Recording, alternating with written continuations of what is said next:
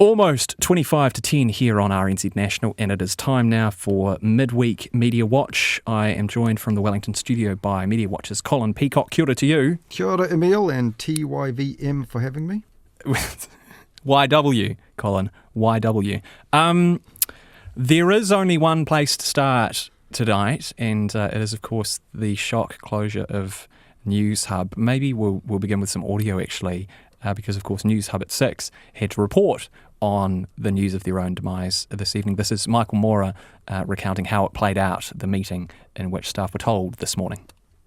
And today an email advising of significant changes. It was sent to staff 48 minutes before they were informed the axe was falling. This is a terrible announcement. There is no sugarcoating it. And I wish I could be standing up here with better news. Warner Brothers Discovery New Zealand boss Glenn Kine made the announcement. I've been very proud to be part of this organisation and part of the newsroom. Nothing prouder, actually. Nothing will ever compare. So this is the most difficult day. So that's how that was reported on Newshub at 6. The closure announcement was very sudden, Colin. It was unexpected. But was it out of the blue?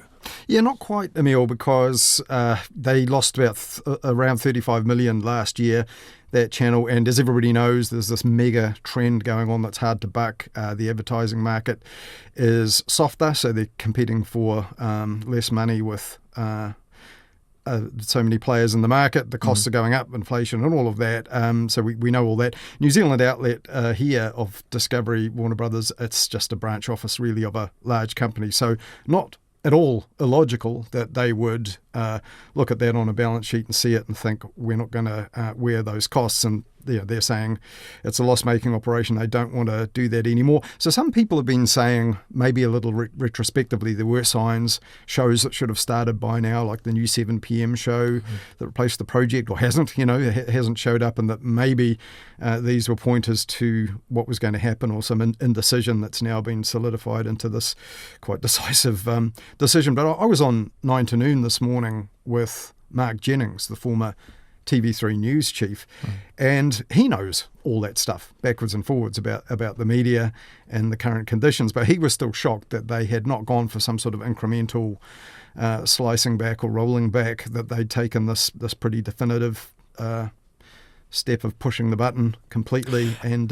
so he said he was shocked, and you could hear there Glenn Kine, the chief executive, in that bit of audio there from Michael Mora interviewing him. He was emotional. He had tears in his eyes. So that has clearly hit him too.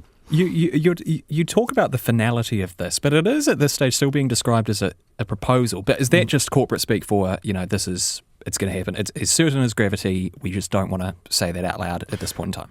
Well, that is the playbook, and there are reasons for that. It's modern HR practice, isn't it? Right. You give your employees the opportunity to say so they can't say they've been dismissed unfairly or something. And there is some element of, if there was a white knight out there or someone who was minded to either swoop in for an opportunity or whatever, someone who's got a bright idea, then that would flush them out. But as Checkpoint this afternoon, where Glenn Kine was interviewed, and on News Talk ZB, they spoke to Jamie Gibbon, the Singapore-based Asia Pacific chief executive. Both those guys, made it clear that they've been thinking about this since January, and a decision was probably taken a couple of weeks ago. So yes, they have to say it's a proposal because that's the way it's done, and that also means, journalistically, it's a bit awkward because it means that the people at the heart of this can't really say a whole lot because, they've got to, I guess, negotiate in good faith, or deal in good faith with their own employers as well. So at the point where you want to be able to talk to them and find out things and,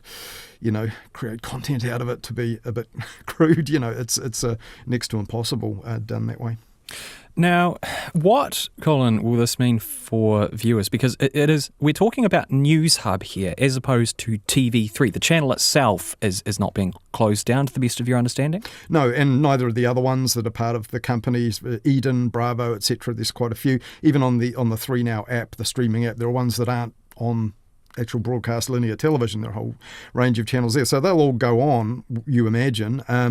But they have said that they now intend to be sort of digitally focused, and they're going to put much more stock on that 3Now streaming app and operation, which they beefed up in the later part of last year. It had been a bit clunky and lacking content before that. They put a lot into that. But for viewers, that means there'll be that TV3 channel, which has 30 plus years of history behind it. And it will have almost certainly no news on it, save for maybe that Newshub Nation show, for example, which is entirely funded by New Zealand On Air from the public purse. So maybe they'll get that on.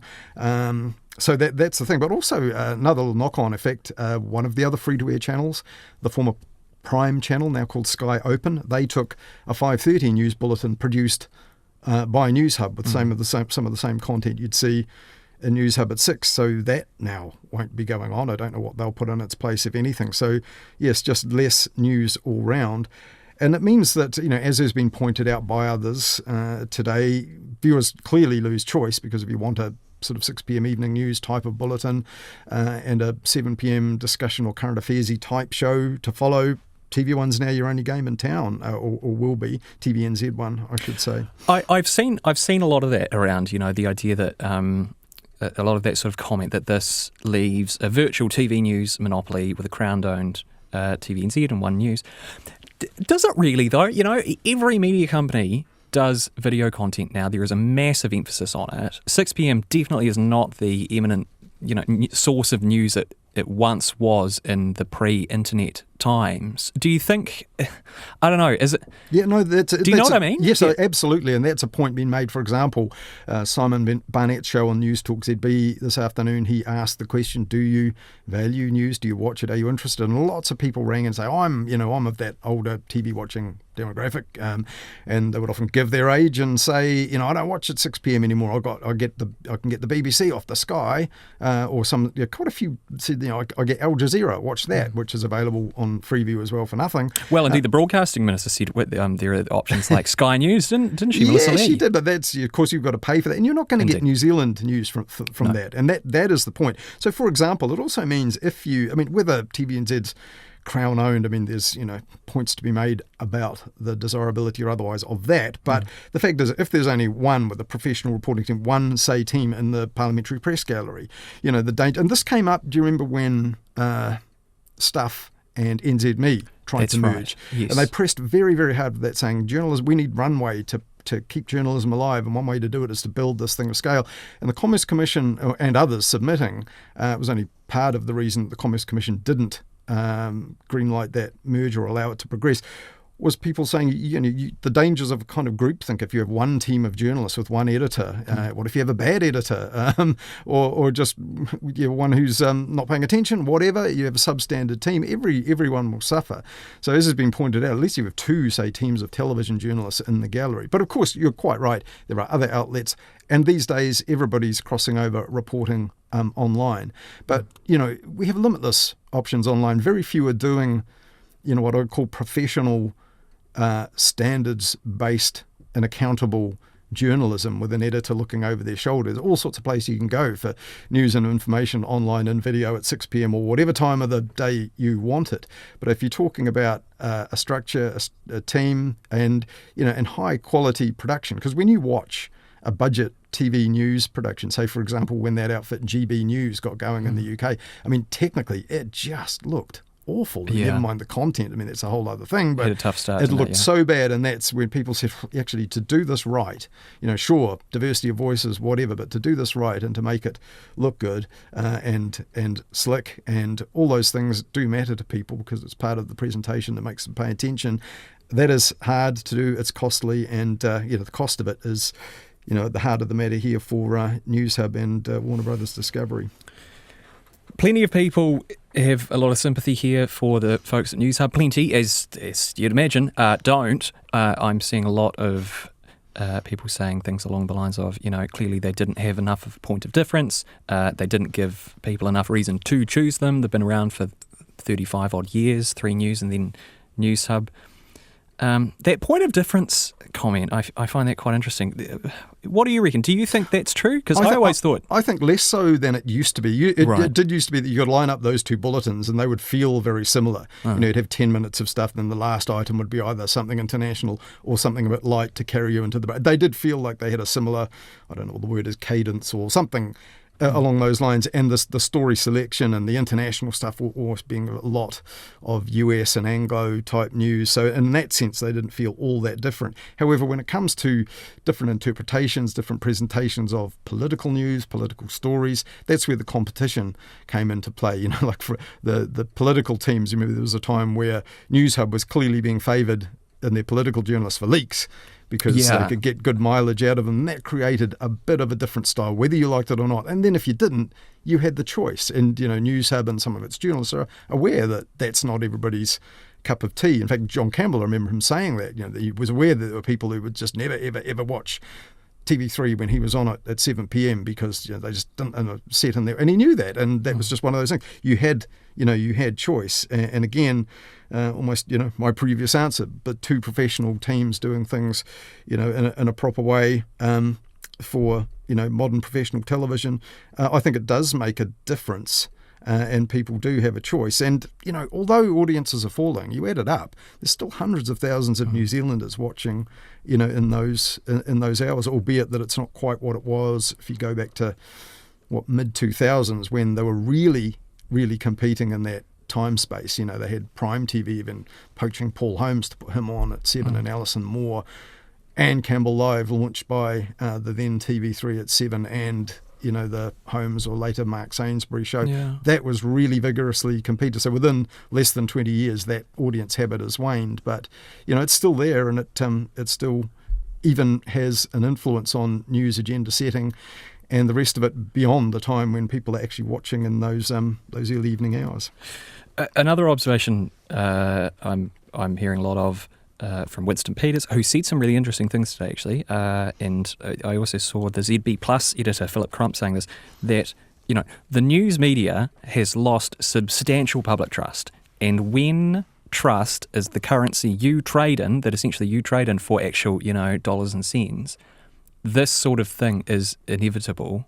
What do you make of that perspective?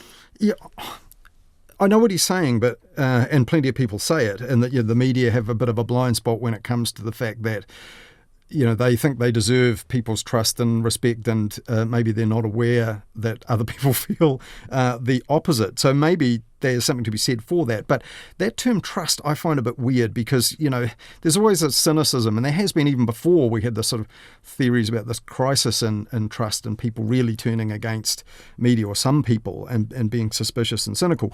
You know, the journalists and politicians always write, when asked the sort of leading question, do you trust these people? Well, politicians, a bunch of liars. Same with media, because, you know, they thought they're all tabloid creatures or whatever. I think a better question to ask people is not, do you trust the media, because that almost invites you to question. It's a binary, whether but to ask whether you value it. And for example, when TVNZ had a charter set up by another intervention by a previous Labour government, part of that was they had to survey the audience, and the responses published in the annual reports would often ask that people, do you value news and current affairs? Do you watch it? And people were saying, yes, I do, even if I don't. So yeah, people were aware, or back then anyway, would return that response. So I think people would realise they do. When people say they don't trust it, it's a generational thing too. Maybe people who are perhaps some who are older now think and see journalists are younger and maybe speaking in ways that are a bit liberal, or that they suspect they have a bias or whatever. But even if trust is the question, even if you think that they've got blind spots and biases, when they're operating in a professional news organisation that has standards internally and is accountable to standards and regulators and a complaints process outside of that, aren't you going to trust that a lot more than you would trust a startup operation that's pretty much doing what it wants and trying to deliver an alternative point of view? I think that's a really interesting point, because, you know, someone might say, well, there's been a lot of chat about, you know, plurality of media sources and the importance of having a diverse media landscape and so on and so forth. But people might viably say, you know, well, 2024, we've already got way more media sources than we've ever had before, given we are in the age of social media. Everybody is potentially their own news media source. They are everywhere, on Twitter, on Facebook, on Instagram, on TikTok. But what you seem to be talking about there is the idea that it's different if you are a media organisation that has editorial standards, guidelines, something like Newshub that is entirely separate from somebody posting news and current affairs content on their TikTok. That's right. I mean, even if you don't like the style, you know that you can be assured that a mainstream media organisation is, it does have a complaints process and is accountable to a certain set of standards. I think so. It depends. All those other outlets that you mentioned that people do have the choice of, or even to like the people on the radio today who were saying, I prefer to watch the BBC and Al Jazeera. Well, fine, but that's the thing. What are you watching it for? You're certainly not watching that to get a reliable piece of information or account of something that's happened in the country where you live by someone who, if they're making it up or doing a bad job, will be found out, and their organisation and their editor will have to answer for it. So I think that's the difference. I mean, what are you using it for? I mean, if you want to hear things you agree with, you want to hear points of view, then you certainly have that option. But when it comes to it and you need a piece of information, that might be critical in an emergency or a financial question, something like that, if you want to believe in it, I think there are a lot of outlets that people might gravitate to and feel they want to listen to that as a source of news, information or entertainment. But in the end, they may not believe it any more than they think they would any other source. So taking a step back then and looking at the wider landscape in New Zealand now, kind of feels like New Zealand's in a weird position. One channel doing local TV news reporting, which is a Crown-owned entity. We have relatively few newspapers for a country of our size, relatively little competition in the talk radio space. Or do we? I mean, how do we compare to other similar-sized countries when it comes to the number of voices and outlets? Well, the argument made by people like, for example, Michael Anderson, the former chief executive of the former MediaWorks, which used to incorporate Newshub and the TV Channel 3, he's argued, for one, that the former TVNZ chief executive Kevin Kenrick was another, saying we have almost the same number of players nationally there as Australia, which obviously has a population, between 4 and 5 times the size of ours. So there are too many, and that there would have to be a reckoning. So, they might be thinking today, told you so, because instead of these incremental cuts, you're going to get something big, which appears to be the decision taken today if it's progressed through. So that's certainly true. But yeah, we are you're right. So the talk radio era, for example, MediaWorks last year shutting down Today FM. And if you want to listen to talk radio and you've obviously got the choice of RNZ in the non-commercial space, but if you want something more like a talk radio with opinions and interjections, panel discussions and all that sort of thing rather than just hard news, that's gone. And it's going to be the same now for people who do like to watch a television news bulletin and a current affairs show between the hours of 6 and 7:30 if things play out as we think they will at Discovery Warners. So yeah, I think that's right. I think we are in a weird position, but doubly weird in that we've also got, say, Whakaata Māori, a channel that's not very widely watched, but is and not hugely resourced by the standards of, say, TVNZ, but it does have a credible budget. That's there, and we still have a government putting a lot of money, upwards of $250 million a year, into media content and broadcasting and media of all forms. And yeah, it is weird now. We've still got a Crown-owned but fully commercial TV operator, a small public service organisation in RNZ.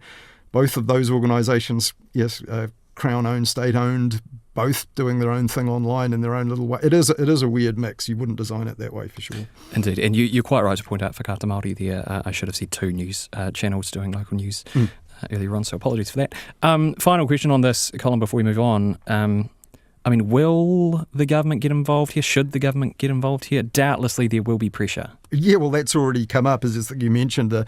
Melissa Lee has had to make some comment, and that hasn't gone down well with some people. But she did say she didn't support that fair new digital news bargaining bill that came up, that was discussed in the last couple of weeks at a big select committee. That's something the media companies really want, because that would give them a stream of revenue that they say they desperately need. But I think national governments in this millennium have been hands-off. That's their instinct, is not to meddle in the market, to let it play. A bit of creative destruction, well, that's the market at work. And if they're supplying some public money for local content via New Zealand On Air, then they're broadly happy with that. Christopher Luxon, the Prime Minister, has also said, look, it's unlikely. And he's talked about, look, we need a well-functioning media environment here in New Zealand. That's his words. We have a range of media voices, a plurality of voices in a multimedia, omni-channel kind of way, and that will continue to develop. So he said, the media companies just have to innovate and adapt. They're saying, look, it's impossible because the market's such a mess and the tech giants take all the revenue we used to depend upon, and it's not a level playing field. So I think they're stuck in that position. I don't think the government is going to want to give itself the problem of getting involved in this, but they possibly are, even if they don't want to be, because they're going to have to make a decision, for example, on that fair digital news bargaining bill coming up shortly. And like I just mentioned, they are in control of a whole bunch of money, or supplying it, that goes into the media ecosystem. And as we're finding out, even established media companies are not viable when it comes to the important area of news and information. Well, yeah, and I guess the financial... Sorry, I just said last question, but this is the last question, I promise. But, the financial viability of the sector, clearly a lot of this is the media's fault and maybe not responding to the challenges, the financial challenges that technology will pose to the business model of, advertising. But are there other big media companies in New Zealand that are in financial trouble that we know of? It's hard to know, because if they're private, they don't have to release all their information. But of course, like companies like NZME that are listed, they have to tell their investors. So we're just in the middle of that sort of results season now, and we could see that their ad revenue was dropping. They've done well with their subscriber product, their premium content, and so on, online digital subscriptions, but it's not making up the shortfall in the advertising. They had to admit that. But that still looks to be a going concern. I mean, Stuff has been feel they're unfairly targeted by worry merchants, saying, the bottom must be falling out of this business. They insist it isn't, but we don't know the insides of their finances. So I don't know, but I mean, like I said before, that mega trend is very hard to buck. And like what you said, they haven't done a great job of adapting to technology. Well, I mean, they would argue that they have. They've changed their products, the way they work, and for all those years they put it up online for free to get a big audience, and then found that wasn't returning them a whole lot. So that's where there might come a point where the government does have to say much. If they're going to say, news is important for democracy, and basically saying on this day that this decision looks like it's going to go ahead, that it's a bad news for the country. If Newshub television journalism disappears, well, that does perhaps push them in the direction of having to develop a bit of policy or response that might be a bit more meaningful than just saying that.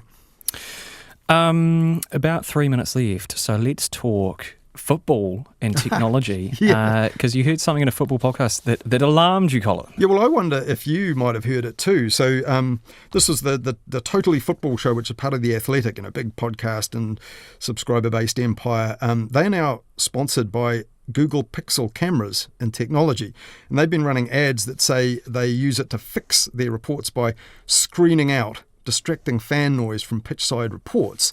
And here's how they promote it on the podcast. Everything you're about to hear has been recorded using Google Pixel's Audio Magic Eraser tool. That means that instead of our journalists' audio being drowned out by the crowd, the audio sounds just the way the journalist you're about to hear wants you to. You'll hear them loud and clear thanks to Audio Magic Eraser removing distracting sounds in Beyond the Frame. That's a bit creepy, isn't it? Is it? I don't know. What do you think? Well, yeah, is it ethical to take out the sound? I don't think it is.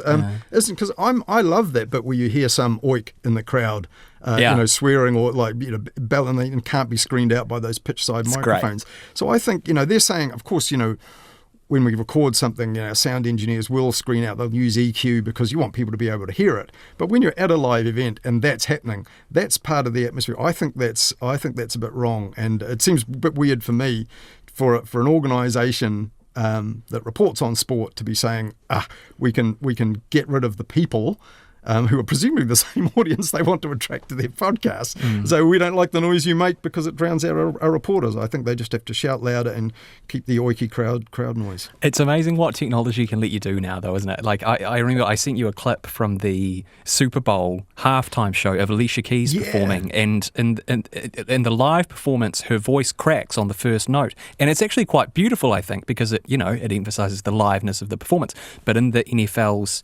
Instagram video of it, they've fixed it so it sounds perfect, and I didn't like that at all. Yeah, didn't they go around trying to scrub the YouTube videos of the original version, like awful? And presumably that's a AI-driven or something like it kind of intervention. Don't like that. But also, you bear some responsibility because your side, Arsenal, is hawking this Google Pixel technology, I'm afraid. They're sponsored by it and their players are promoting it. So I want you to take some action on this. I'll write them a strongly worded letter, I can assure you, Colin. Don't you worry about nothing less. Colin Peacock, always a joy to have you on for Midweek Mediawatch. Thanks very much. Thanks a lot, and speak to you in a fortnight.